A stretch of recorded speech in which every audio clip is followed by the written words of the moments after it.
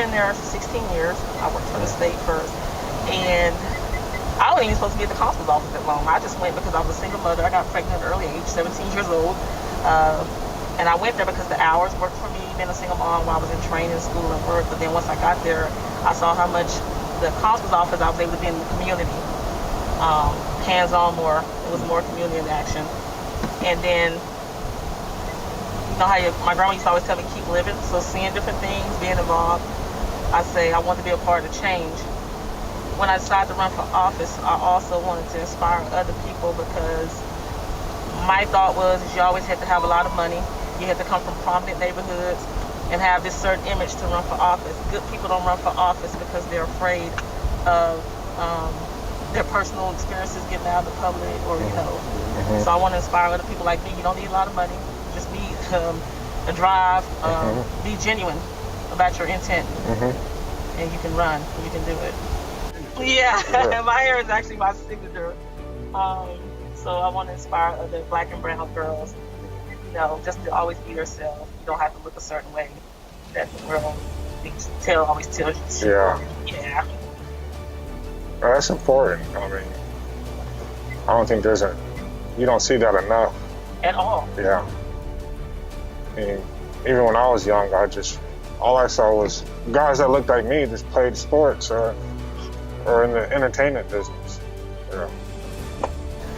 So, question for you: what do you, with everything going on, what's your thoughts? I'm just curious to know. I have yet to speak to a cop about it.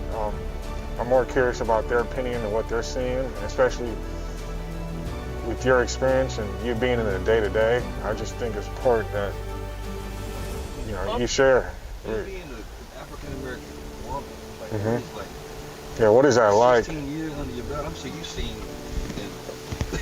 like some stuff that you're like, oh man. Yeah, so before the end of the day, almost anything, I'm Black, period. Yeah. And believe it or not, wearing this uniform doesn't give us any more privilege than that. I've seen things when I'm outside of uniform that you just be like, whoa, like really, this is what y'all do?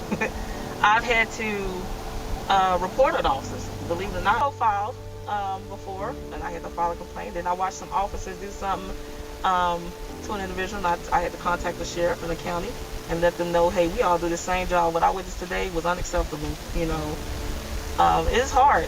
It is hard because people see cops now. They don't care what uniform, and we're like, we don't do the same things like APD. We do the same things as far as criminal law, but our jurisdictions are different. Constables, we don't take 911 calls. We don't have as much as the stress and busy calls and incidents like the sheriff's department and the police department. But people don't care about that. All they see is a uniform. And so you have to people are trying to decipher if they're going to like you or not. Most people don't like cops. I've been able to survive 16 years is because where I'm at, the areas that I work in, I've been there and done that. I've been in a lot of situations these people have been in. A lot of people, when I ran for office, my son is a convicted felon. He suffered from substance abuse, and that was going to probably try to be used against me, but I didn't allow, because I told my story. You're not going to tell my story better than me. So I had put that out there. That's one of the reasons I fight for the dismantling the school to prison pipeline. I watched my son and other kids go through that, being put into the system. They get put in the system at an early age.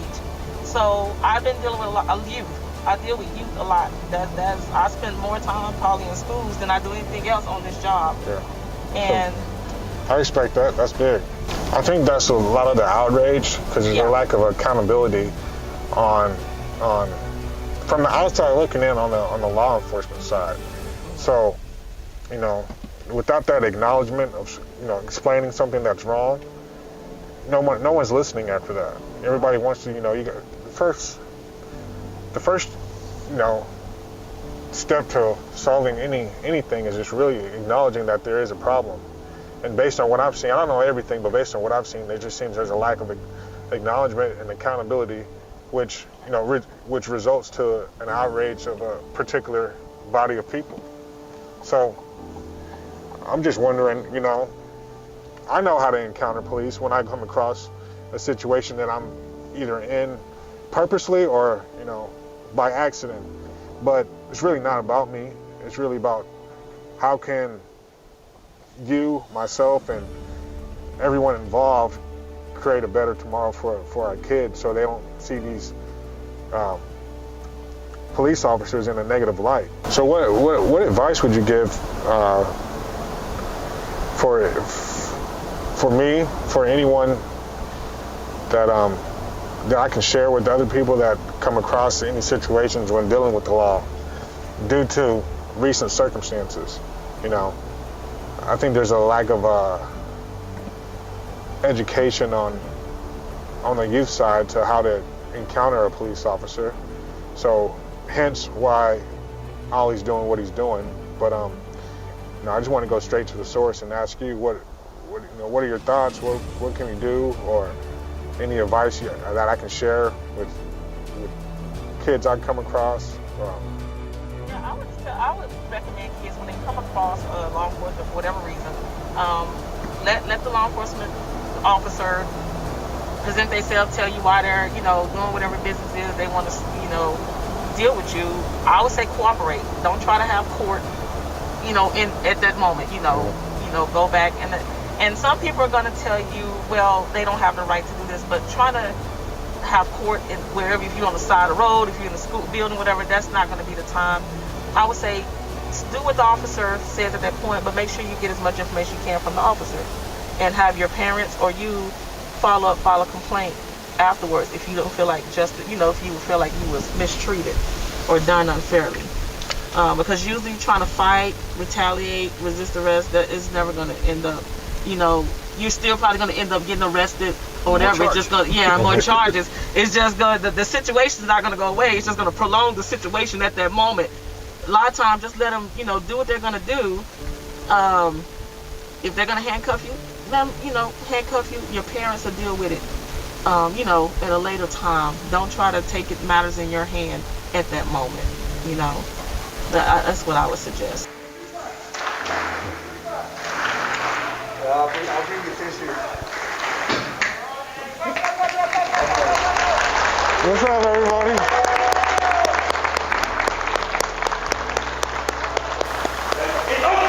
What's going on? It's uncomfortable to be raped. It sucks. But if you work hard, you'll reap the benefits. If you work hard, you'll reap the benefits of the fruit of your labor. Just laugh. I want you guys to, like Coach said, just interact with us. Don't be afraid. Get uncomfortable and talk to us. Don't be afraid. We're gonna reach out to you, no matter what. Okay? So just relax. Talk to us. Don't be. You'll be fine. Okay? Keep on.